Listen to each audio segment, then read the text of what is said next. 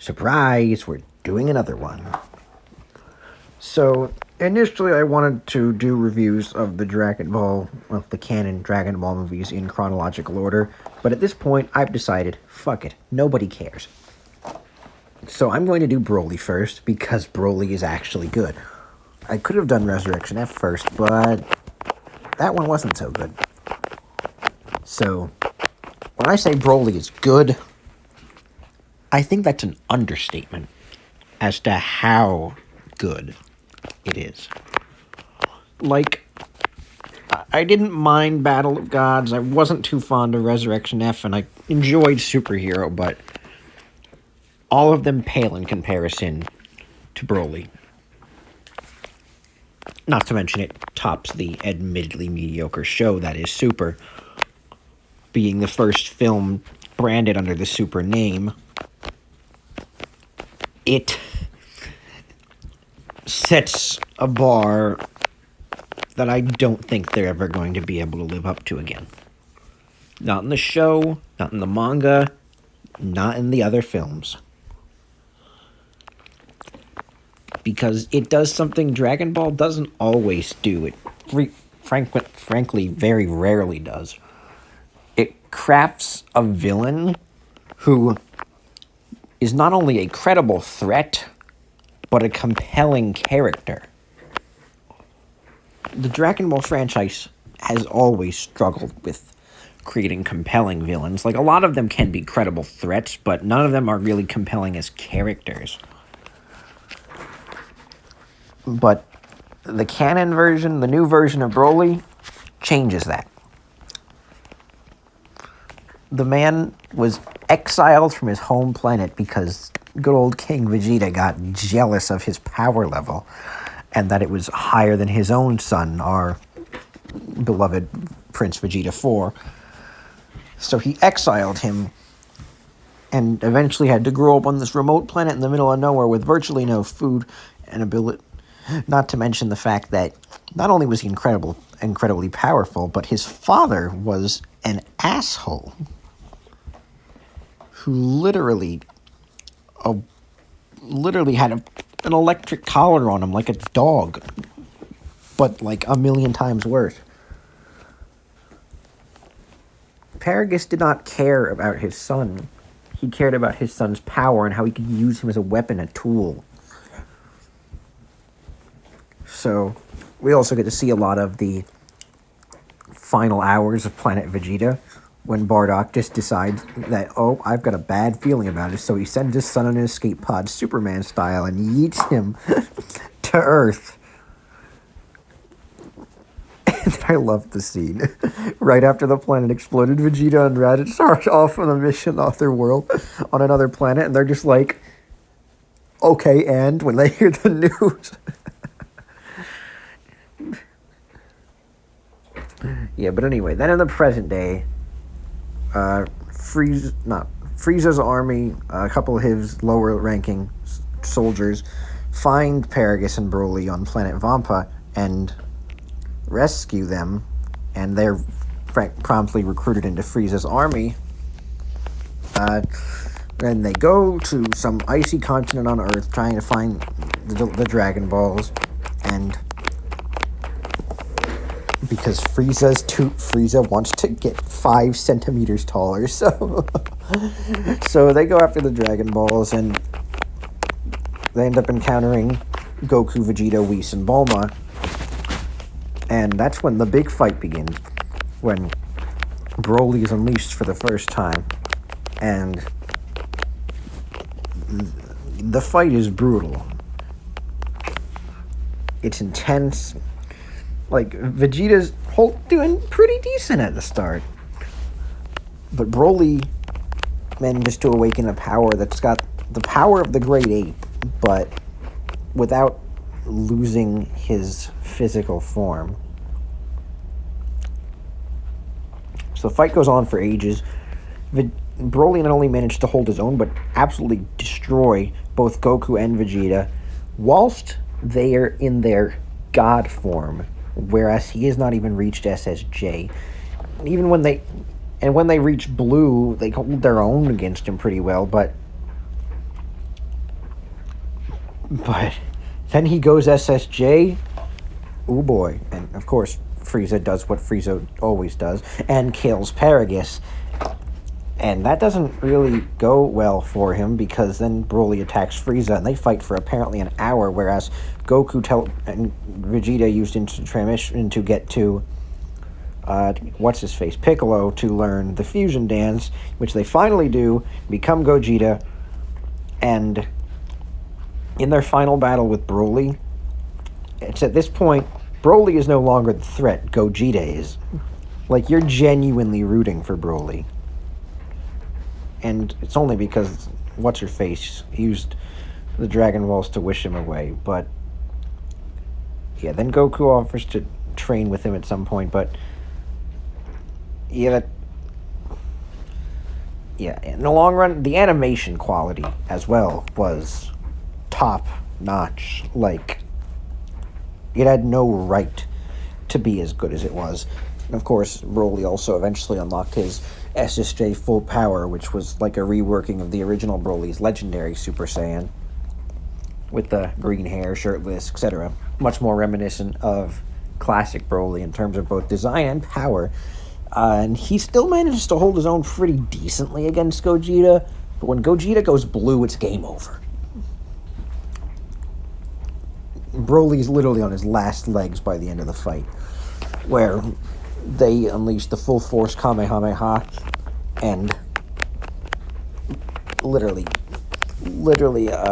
Chilai uses the Dragon Balls literally last second to wish him back to Vampa so he doesn't die, because if he got hit by that Kamehameha, he sure as hell was dead. Yeah, there was no way in hell he would have survived the Kamehameha, the full force Kamehameha from Super Saiyan Blue Gogeta, who I should mention was a lot more powerful and badass than, say, Vegito in Super Saiyan Blue, but Super Saiyan Blue Vegito was wasted very much so in Super, but we're not here to talk about him. So yeah, I watched everything from Battle of Gods to this in chronological order, and again, Battle of Gods was fine, Resurrection F was eh, Super as a whole was alright, I guess. It had its moments, but I don't think they really were great. It wasn't a great show. So we went from the Tournament of Power, which was really long, slow, poorly paced, dragged on forever, and super damn boring, to Broly, which effortlessly told a compelling story in just an hour and 40 minutes. See, you don't need 30 episodes to tell a good story, whoever wrote the Tournament of Power. You can do it in an hour and a half, and you can do it well. I also give this movie additional props for its absolutely glorious soundtrack, complete with Blizzard for the end credits theme. That was amazing, and I listened to that song a lot because it just goes hard. So it left it open-ended. There's a reason they kept Broly alive this time in his canon debut, because they have more to do with him in the future. I mean, from what I know, he barely gets referenced in the manga, and his only appearance post this movie was a 5-minute scene in Superhero.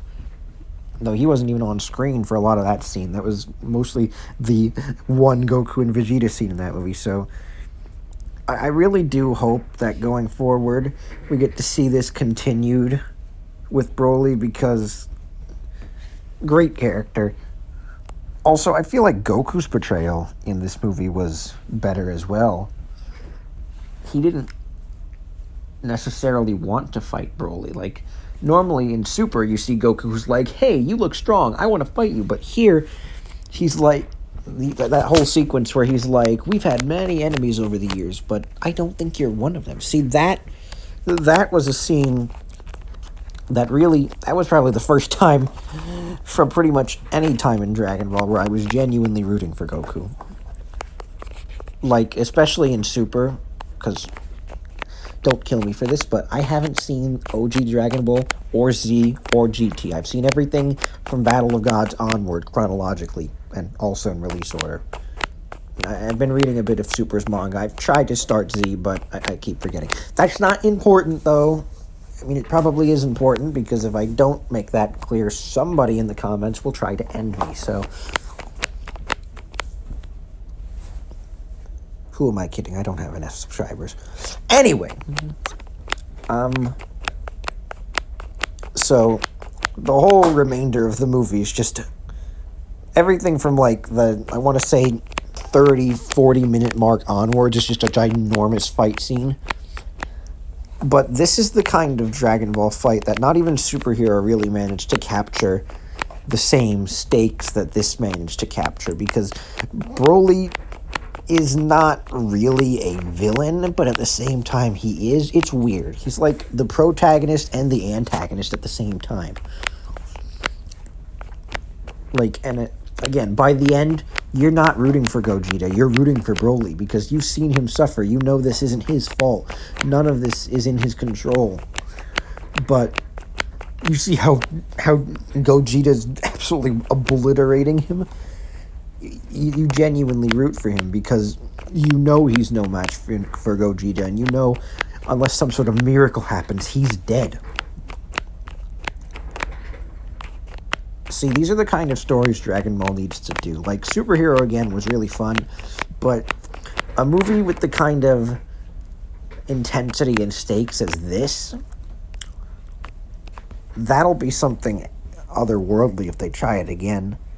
Plus, the animation style makes Super, the entire show, and Battle of Gods and Resurrection F, this makes them all look pathetic. Like, the fights in Super were so uninspired and boring and repetitive. Like, every single fight felt the same and unimaginative. But the fights in this, the moves, a lot of the techniques that a lot of the characters used during the fight scenes were so incredibly creative, bundled with, again, a much better animation style, that I really wish they'd kept around for Superhero. Like, again, I'm not one of the people who really hate Superhero's animation style, but if they had tried to do what Superhero did with Broly quality animation, I don't think tonally it would have worked, but it would have looked a hell of a lot more badass. So I really do hope they return to this art style for the inevitable next film, which I will inevitably watch and review on this in whenever that comes out. But you know what? I've rambled on long enough. This is probably way past the runtime I planned for it, and granted, the runtime I planned for it was 6 minutes. I'm sure it's gone way past that by this point, so I'm going to end this now so I can upload this. This is not the last video I'm doing this week, I promise you that. Also, piece of advice, never take my promises seriously, because half the time I don't follow up on them. But for now, that's all I've got for now. I'm too tired to think about this anymore. I'm going back to playing Lego Star Wars. Goodbye.